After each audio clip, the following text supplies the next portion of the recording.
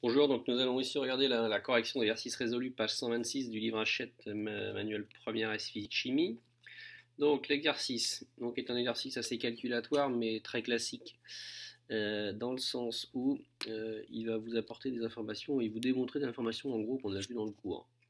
Donc on vous dit ici la valeur de la force d'attraction gravitationnelle exercée par donc, un corps de masse MA situé en A sur un corps de masse MB situé en B. Donc vous avez ici un schéma, donc le corps B, masse MB, le corps A de masse MA est donné par l'expression littérale F. Donc exercée par A sur B, c'est la même que la force exercée par B sur A. Donc ça veut dire qu'en gros, A exerce une force sur B qui a la même intensité que celle que B exerce sur A. Donc l'expression est G. Donc G, on vous donne la valeur, on vous dit que c'est la constante de gravitation universelle, donc vous prenez cette valeur-là, fois MA fois MB divisé par la distance au carré. Faites attention aux unités, les masses ici sont exprimées en kilogrammes et la distance doit être exprimée en mètres. Alors on vous demande, calculer la valeur de la force d'attraction gravitationnelle F exercée par le Soleil sur la Terre.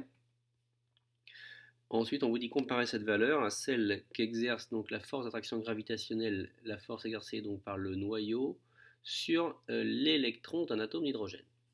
On vous donne plein de données, on vous donne la masse du Soleil, la masse de la Terre, la distance Terre-Soleil, le diamètre du Soleil, le diamètre de la Terre, la masse du noyau, la masse d'un électron, le rayon d'un atome, le rayon du noyau de l'hydrogène.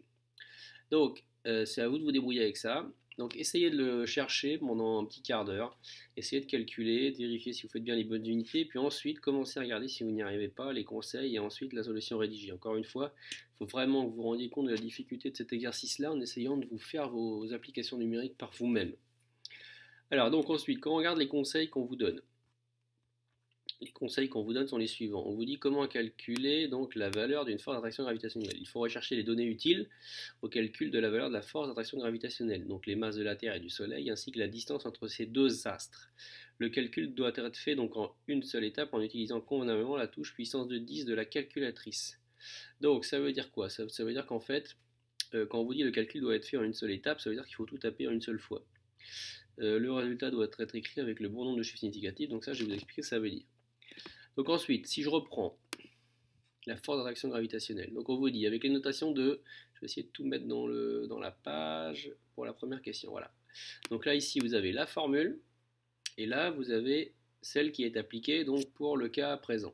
Donc la force exercée par le Soleil sur la Terre c'est G ici, donc G fois MA, donc A ici si je fais le parallèle, donc ici c'est le Soleil, donc fois la masse du Soleil, fois la masse de la Terre, divisé par la distance entre la Terre et le Soleil au carré. Donc là, j'ai juste transposé les A et les B avec le Soleil et la Terre. Ensuite, vous devez écrire cette formule-là. Ensuite, vous devez remplacer les grandeurs qui sont ici par des lettres par les valeurs. Ne prenez jamais la calculatrice sans avoir remplacé les valeurs directement sur le papier, en ayant mis les bonnes unités, les bonnes parenthèses, etc. Donc G, je remplace 6,67 10-11. La masse du Soleil, je la cherche dans les données, elle est ici, 2,0 fois 10 puissance moins 30 kg. Est-ce qu'il me les faut en kilogrammes? Je regarde ici, les masses doivent être exprimées en kilogrammes, c'est bon. Donc j'écris 2,0 fois 10 puissance 30. Fois la masse de la Terre, je vais regarder, paf, 6 fois 10 puissance 24. Elle est bien donnée en kilos, il me la faut en kilos, pas de conversion à faire. Ensuite, je divise par la distance Terre-Soleil, je vais la chercher, distance Terre-Soleil, distance Terre-Soleil, on vous la donne ici, DTS égale 1,5 fois 10 puissance moins 11 mètres. Donc, je la mets entre parenthèses et je mets bien le tout au carré. C'est bien tout 1,5 fois 10 puissance moins 11 qui est au carré. J'insiste, donc dans votre calculatrice, il faut bien mettre divisé, parenthèse, 1,5 10 moins 11, fin de parenthèse le carré. Le carré doit aussi s'appliquer sur le 1,5. Si vous faites ça correctement, donc vous allez obtenir 3,6 fois 10 puissance 22 newtons. Je vous rappelle qu'une force, l'unité étant newton. Au niveau des chiffres significatifs, donc je vous donne une règle, c'est que quand vous avez des multiplications, des divisions, le résultat doit avoir autant de chiffres significatifs que celui qui en a le moins ici. Donc ici par exemple il y a 3 chiffres significatifs dans cette valeur. Là il y en a 2, le 0 ici est significatif, donc 2 chiffres significatifs, le 2 et le 0.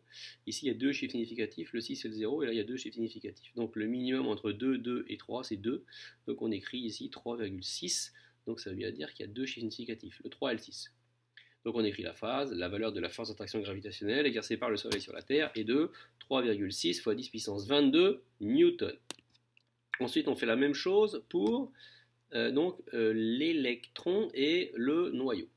Donc, on vous dit ici, donc il faut trouver les bonnes. Alors, je vais ici baisser pour que vous ayez bien les données. Donc, la force exercée par le noyau sur l'électron. Donc, c'est toujours G.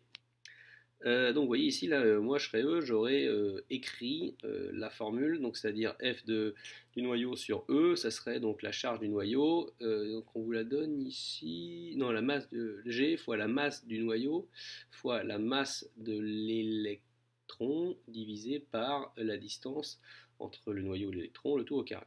Donc ici G, je reprends la valeur qui est au-dessus, c'est la même qu'ici.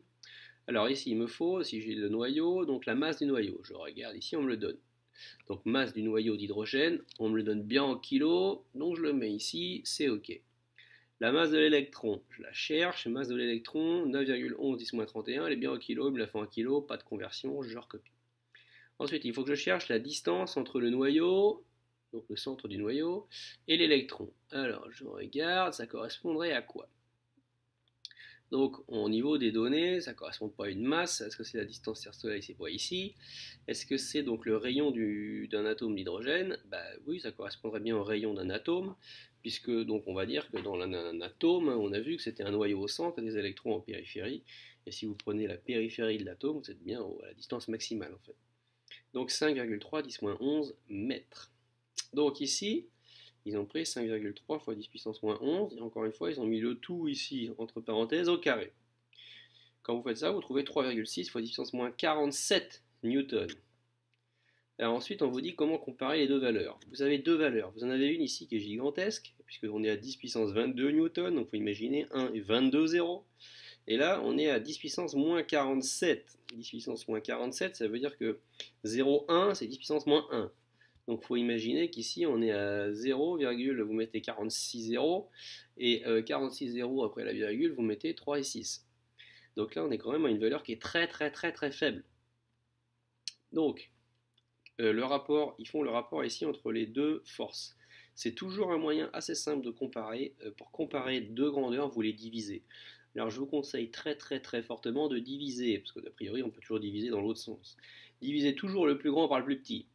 Donc ici, vous divisez le plus grand par le plus petit, et vous trouvez 10 puissance 69. Donc ça veut dire que la force exercée par le Soleil sur la Terre, elle est 10 puissance 69 fois plus forte que la force exercée par le noyau sur l'électron.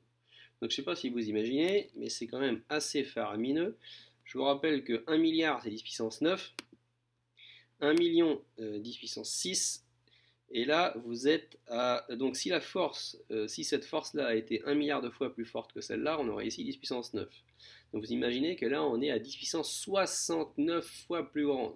Donc c'est gigantesque.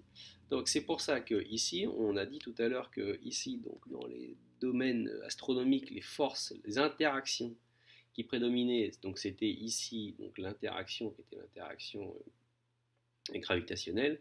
Et on voit ici que l'interaction gravitationnelle quand on est donc à l'intérieur du noyau, elle est quand même à des valeurs qui sont très très très faibles. Et on verra qu'elles sont très faibles, mais surtout très inférieures à beaucoup d'autres.